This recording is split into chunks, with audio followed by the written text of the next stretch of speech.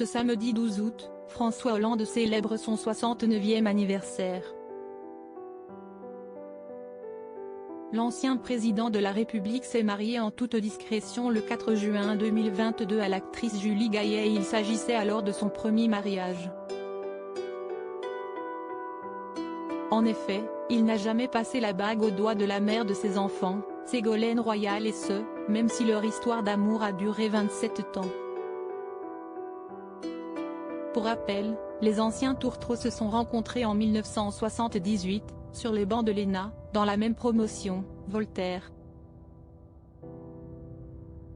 L'ex-couple se serait ensuite formé 2 ans plus tard, lors d'un stage réalisé ensemble à Chanteloup-les-Vignes, dans les Yvelines.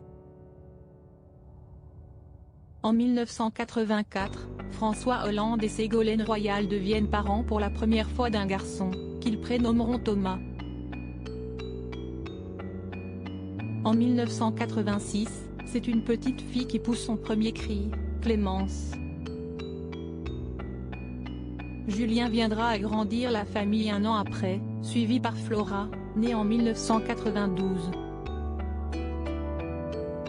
Le futur chef d'État aurait été du genre à préférer vivre une union libre avec sa compagne et mère de ses 4 enfants, comme l'expliquait notamment le journaliste et écrivain Serge Raffi dans le livre de sa consoeur intitulé « Prends garde à toi si je t'aime, les nouvelles liaisons », paru en 2014. Toute son enfance, il a rêvé de voir sa mère quitter son père. Un homme dur, sec, qui rendait malheureux ses enfants et son épouse.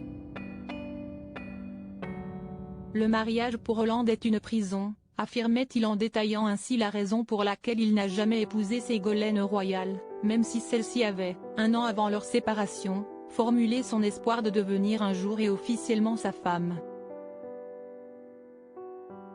Supérieur à découvrir les femmes qui ont compté dans la vie de François Hollande. Une rupture causée par les infidélités de François Hollande en juin 2007, c'est la femme politique qui a mis fin à sa relation avec le futur président de la République, lassée de l'adultère commis par ce dernier avec la journaliste Valérie Trierweiler, depuis des années.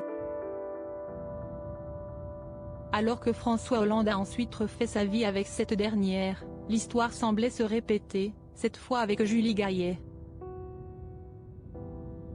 Entré à l'Élysée en compagnie de l'ancienne rédactrice de Paris Match, dès 2012, l'homme politique avait fait la une de Closer en 2014 lorsqu'il était allé rejoindre sa nouvelle compagne en scooter.